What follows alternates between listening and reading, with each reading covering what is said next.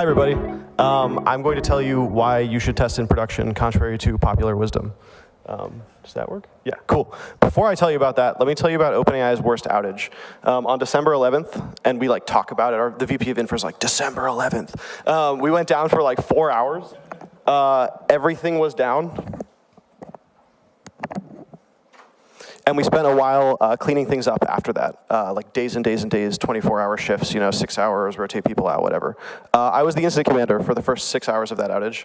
It was really, really unpleasant. I will tell you war stories if you come talk to me. So hi, I'm Ben. I work on infrastructure at OpenAI. I'm technically on the reliability team, but I work on all infrastructure that will help us be more reliable. Previously, I worked at a database company called Chroma. I was at Stripe, and I was also at Google.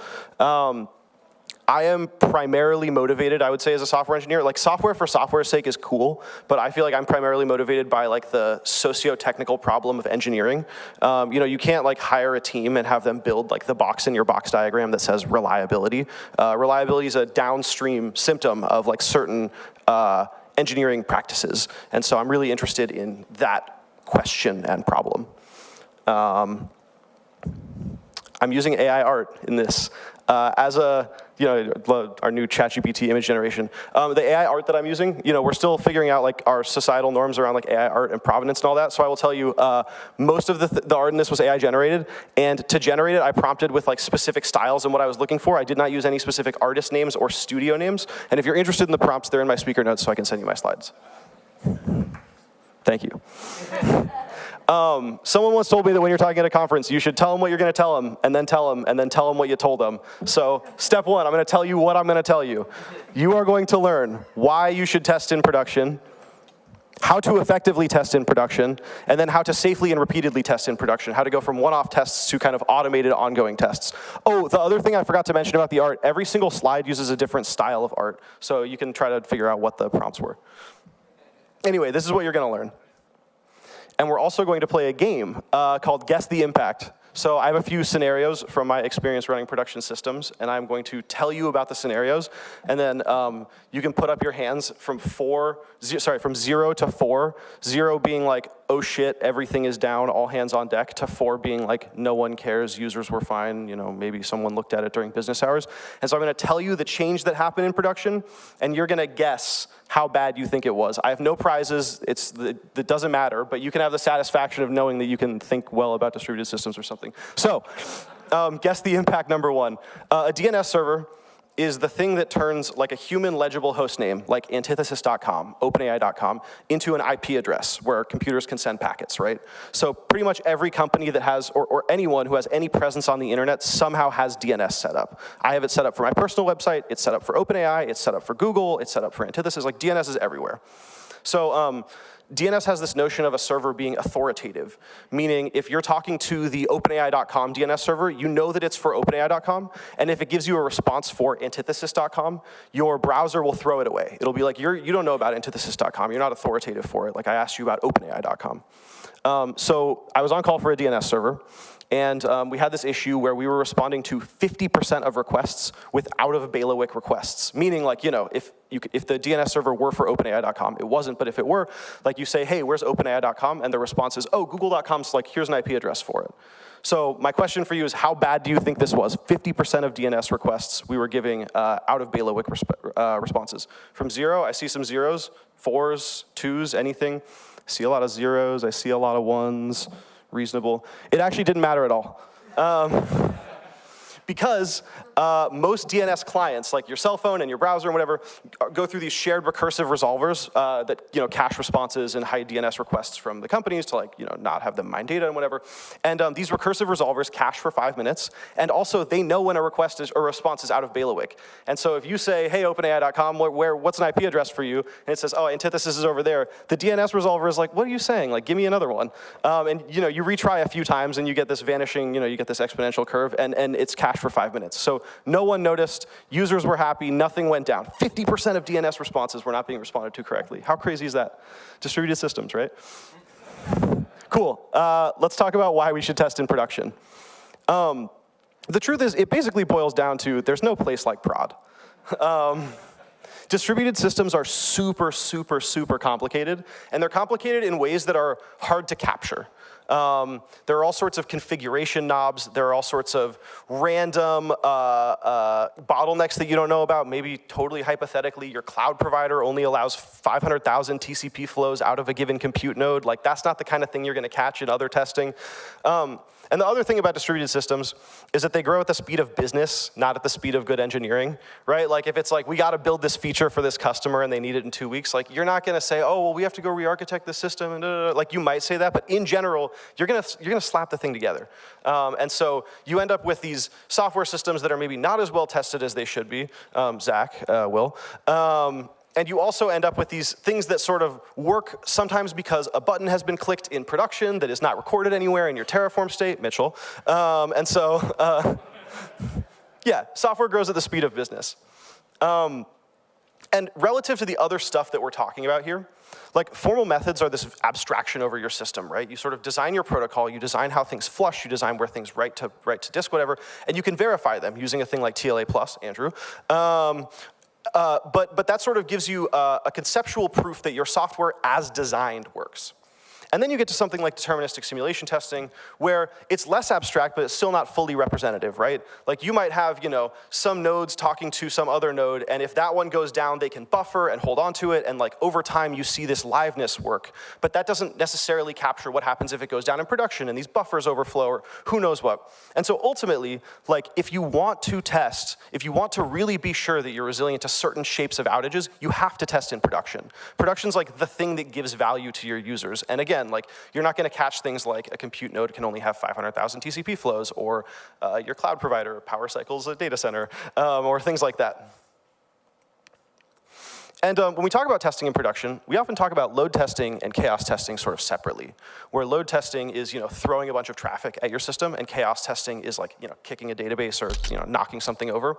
But really, they sort of are two sides of the same coin, which the term is emerging in the industry called resilience testing. I don't love it. It should be like turbulence testing or something cool. But resilience testing is the thing that everyone's calling it. Load tests measure how your system handles predictable stress. You know, like looking at our growth, in 3 months, we expect this much traffic, so like, let's pretend that's today and give ourselves some time to re-architect things, split out databases, whatever, to make sure that it's okay. Chaos tests measure how your system handles unpredictable disruptions, like your cloud provider power cycles a data center, your database goes down, your CNI starts blocking traffic to the API server, whatever. And together, the question that you want to answer is, does the system stay healthy under exceptional circumstances? Does it bend instead of breaking? You know, like, if things go sideways tomorrow, if we lose a region, if traffic goes way up in 1 week because we launch a product that people love to use to turn pictures into Studio Ghibli, like, are we going to be okay?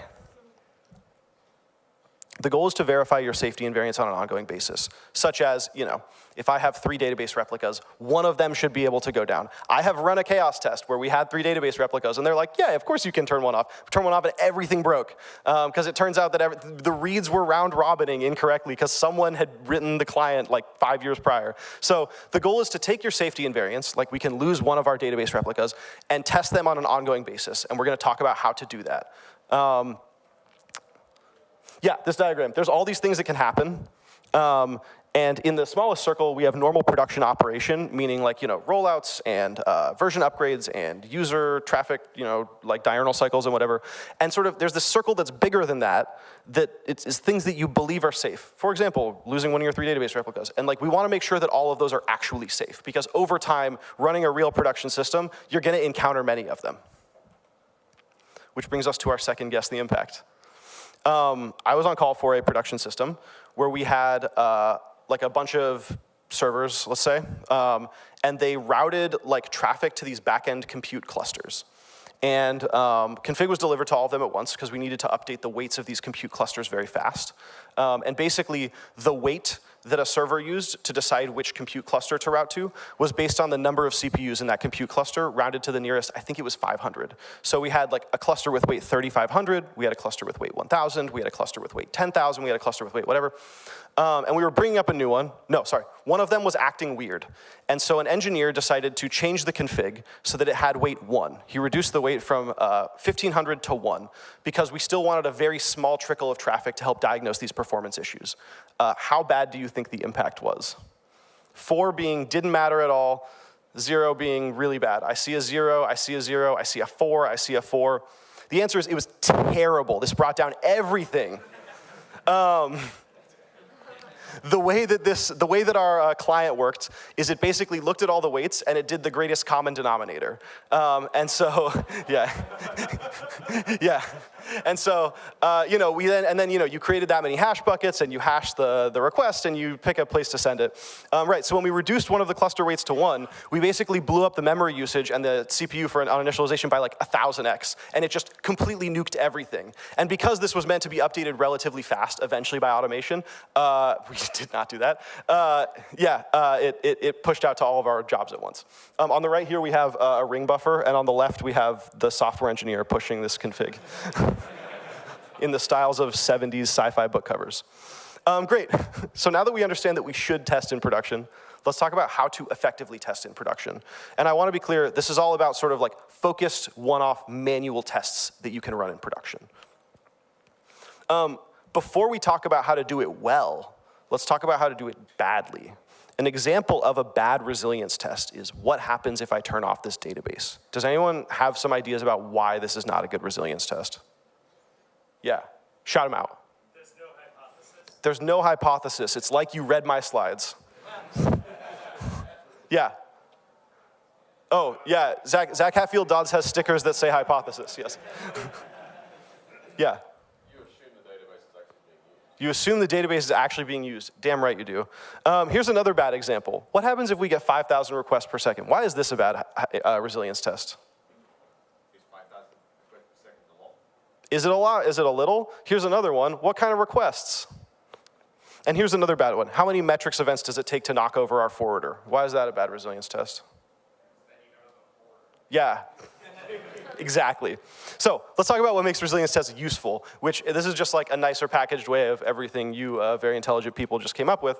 We need representative scenarios, meaning what are we testing and do we know that it's representative of things that could happen. We need crisp hypotheses, Zach. We need contingency planning, and we need good communication around it. I don't know why these ones are lower than, whatever. Let's talk about representative scenarios. A bad example of this is what happens if we get 5,000 requests per second. A better example is what happens if we get 5,000 search queries per second, right? You can already see that this is more specific in a way that makes the test more reproducible and useful.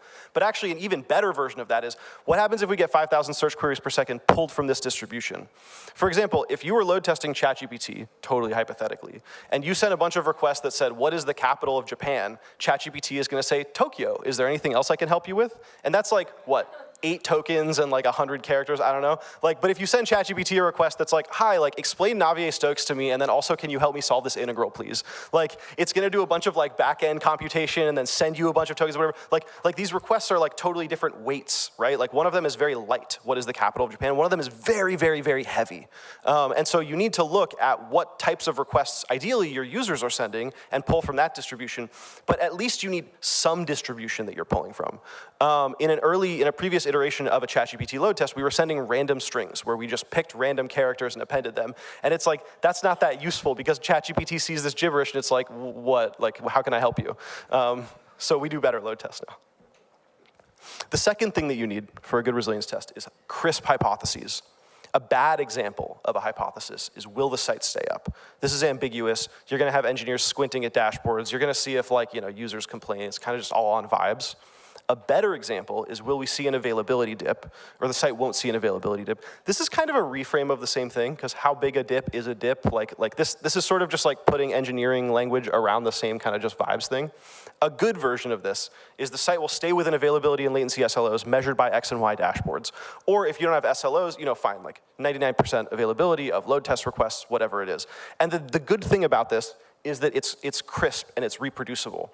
And so if you have your distribution and you have your hypotheses, you can repeat your tests over time. And it's actually like you're actually getting good signal. Whereas if you don't have these two things, you might try to rerun this test next week and it's like, well, availability was a little lower, but it was still available, so it's probably fine. You know what I mean? Like you're not doing science, you're kind of just like squinting. And it's much better to do science on production when you're doing tests. The third and fourth things you need, I combined them into one slide, is like contingency planning and communication. I will say, I gave this talk to some of my friends to practice, and they were like, that's kind of a big company thing, right? It is absolutely not. When you work at a small company, they still care if you're gonna knock over production. You should still tell them. The worst version is nothing. Just like, run a load test, see what happens. Why would you need to tell someone? A better version is like, if it breaks, we'll page on callers, whatever. The best version is if X breaks, we'll do Y. If A breaks, we'll do Y. We'll coordinate about this in this Slack channel, Signal group chat, whatever. Then anyone who knows or who cares can follow along and can possibly even tell you if they see something breaking that you didn't think to look at, right? It's kind of this collaborative thing, which is like weirdly my belief around how we should be building things. So we started with some bad resilience tests. Let's turn one of them into a good resilience test. The bad version of it is what happens if I turn this database off, right? Is the database used?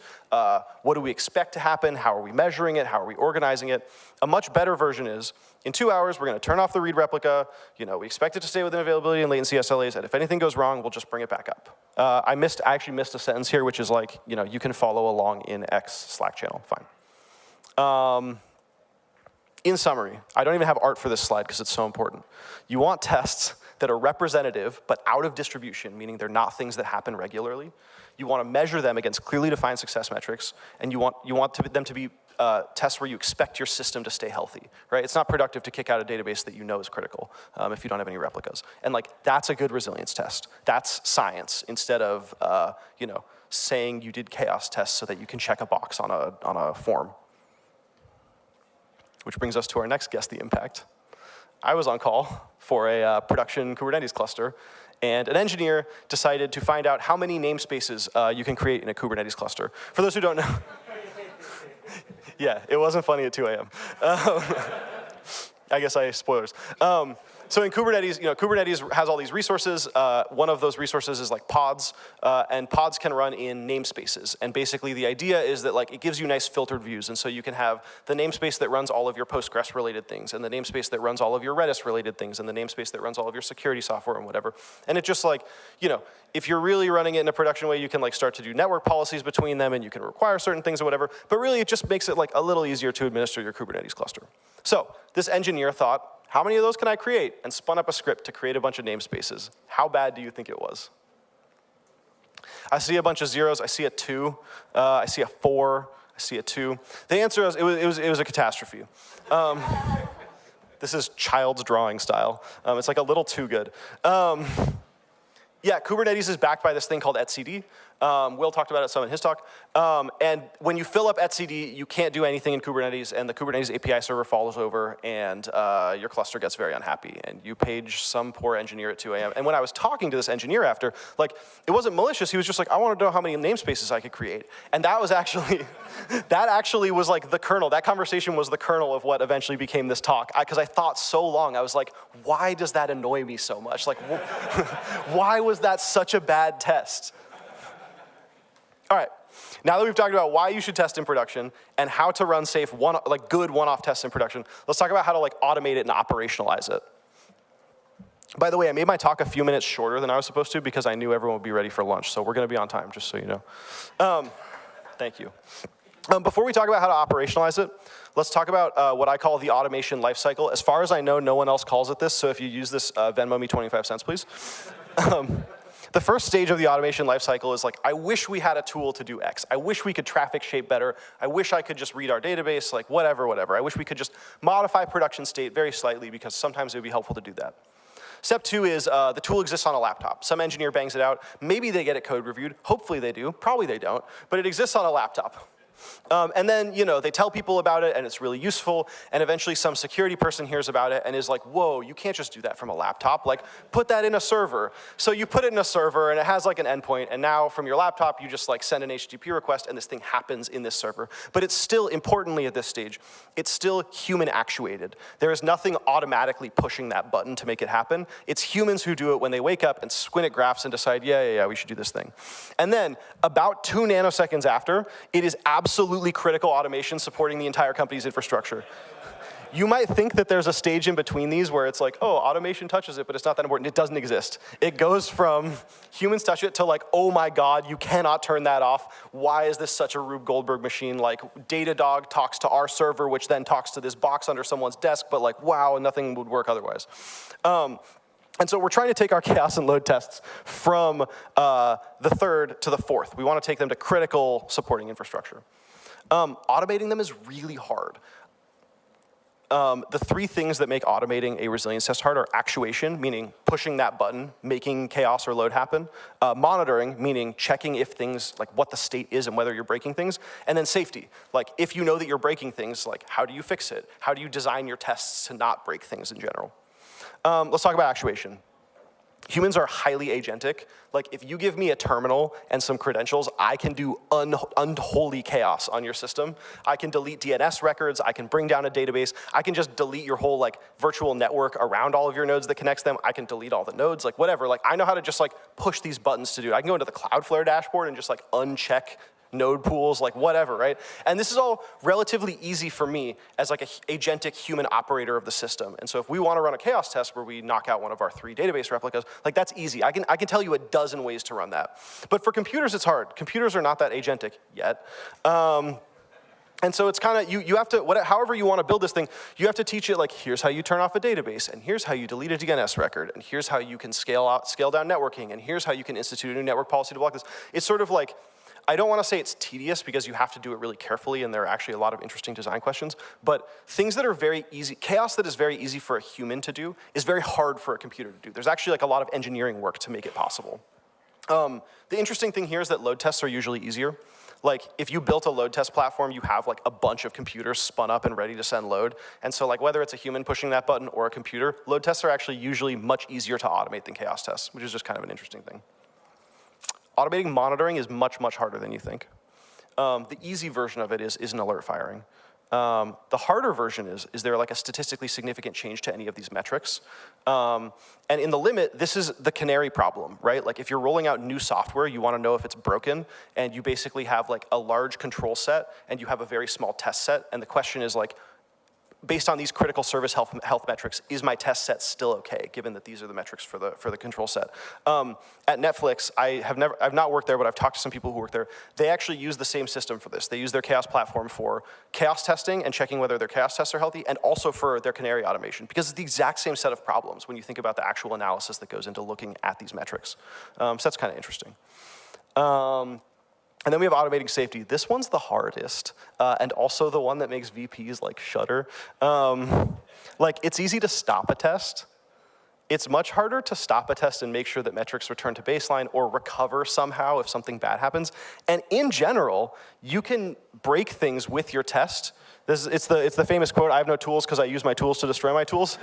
You can break things with your test. You can cut off access to the Kubernetes control plane, and like if your tests then want to read something from it to determine whether they should stop, like you've suddenly completely hosed your cluster in a way where like it's not really clear how to unhose it, especially if the tests are stateful. For example, Chaos Mesh, which I love, it's from PingCap. We have some PingCap people here.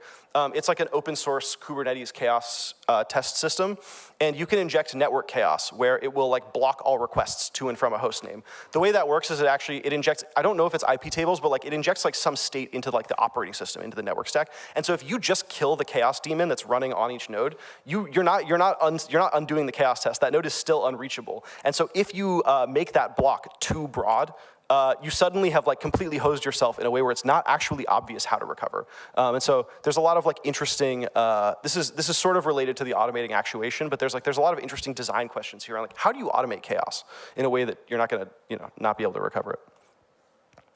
That brings us to our, I believe, final guess the impact, a monitoring daemon set rollout, very apropos. I was working at a company where we had a number of Kubernetes clusters, and the observability team wanted to change the way we did some monitoring. And so they rolled out a daemon set. A daemon set, for those who don't know, is a set of Kubernetes pods where one runs on every single node. They rolled out a daemon set to our production clusters that basically did some monitoring stuff. And before they did this rollout, they rolled it out to staging, and they waited for, I think, an hour, maybe 2 hours, and they observed no problem, so they rolled it out to production. How bad do we think it was? Zeros, fours, I see zeros. Surprising number of zeros, I see some fours. That's more close to what I was expecting. Zeros, why do you think it's a zero? It sounds ominous, that's fair. That's fair. Fours, why do you think it's a 4? It seems like the way you were framing it. Yeah, this was OpenAI's largest outage. So it turns out that these daemon sets were not configured to be daemon sets. They were configured to run as singletons in the clusters. And so every single one, remember, there's one of these running on every node, basically called an O of n in the number of nodes call to the Kubernetes API server. And so we basically had n squared load on the Kubernetes API server. So in our staging clusters, which were very small, it was fine. In our production clusters, which are very big, it was not fine. Related to this, we had a hidden data plane dependency on the control plane, which I am very much not authorized to talk about. Our CISO was very clear about that, but that's how we accidentally caused a full control plane outage, which then snowballed into a full data plane outage. And like we talked about, we used our tools to destroy our tools. The control plane is down. How do you delete the daemon set? The answer is you page Azure at 2 a.m. Sorry, Azure. So let's review. I told you what I was going to tell you. I told you. And now I'm going to tell you what I told you, remember? Here's what you learned.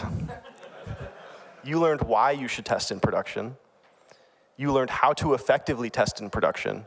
And you learned how to safely and repeatedly test in production. This is actually the exact same slide with the title change. It's very clever. More important than what you learned, let's talk about how you felt.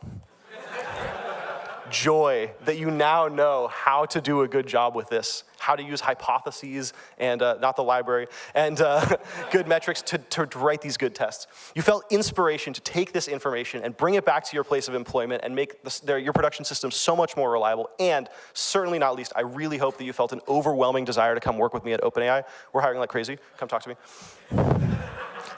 Remember, you are already testing in production every time you do a rollout. Every time you hit a new weekly traffic spike or weekly traffic all-time high, every time you upgrade something, every time you take a database down for maintenance, every time an engineer does anything, or a user does anything if you really squint. So you might as well test in production on your own terms. Thanks.